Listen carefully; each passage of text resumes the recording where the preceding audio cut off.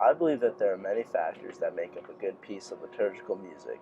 To me, if the piece of music doesn't connect to the people and provide them with emotion, then it's dull and easy to forget. As a human, I connect my experience with emotion. The setting in which I learn the music has a direct correlation to the emotion I have for the music. The emotion I felt at St. Ignatius Loyola was awe and whimsical. The liturgical music struck my ears, and the scenery opened my eyes as everyone chimed in and sang as one. I felt united. The feeling of being one with the people really hit me at St. Peter's, the most massive Catholic church in the world, with every inch filled with subtle detail. The moment where all thousands of us stood together and sang simultaneously was that of pure beauty.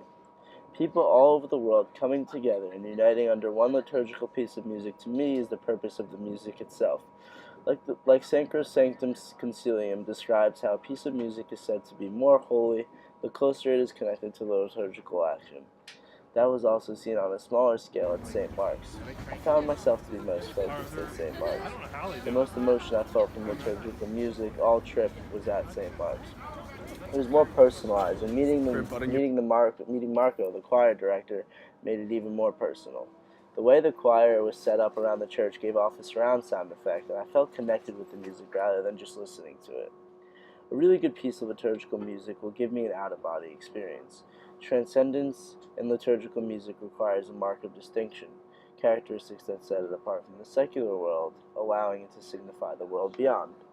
I experienced this at St. Cecilia's by her tomb, when as a class we listened to Gloria from the Missa Cum Jubileo plain chant. I sunk into the chair and was blown away by the detail and design of the room itself. The speaker made a beeping noise, and followed by what I thought to be very soothing noises. I suddenly found myself completely still. Everything around me shut down. I focused in on one corner of the room and could see nothing else. I could only hear the music, and what I was seeing was actually irrelevant. My smell, taste, and touch depleted, and all my focus was on the music and just floating in an empty void. It wasn't until my professor stopped the music where I snapped out of it and returned back to the world around me.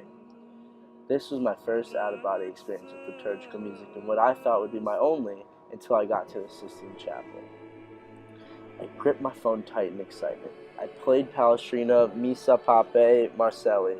I turned the corner and was smacked in the face with awe. The music and the sight of the mock Michelangelo washed over me. I made my way towards the middle where I was able to pause and lock sight with the most famous of all, the creation of man. That's when it really hit me. All five senses of mine were fully devoted to the Michelangelo. I could vision him painted. I didn't feel like I was 75 feet away, but almost touching it. Specific detail became very clear. In the Sistine Chapel, I was one with the music and Michelangelo, which, believe it or not, superseded the experience in St. Cecilia's where I was one with only the music. Lastly, I believe the liturgical piece of music has to match the acoustics of the church itself. A prime example of this was in St. Mark's. The positioning of the choir and the dome-shaped ceiling worked in sequence with the vibration of sound, which created overtones and made the music itself sound even more surreal. Whereas in St. Peter's, the music itself got lost. It couldn't fill the space, and the sound would drift. In my opinion, a good piece of liturgical music provides emotion, maybe even an out-of-body experience, by unifying the people and utilizing its architecture to heighten the acoustics.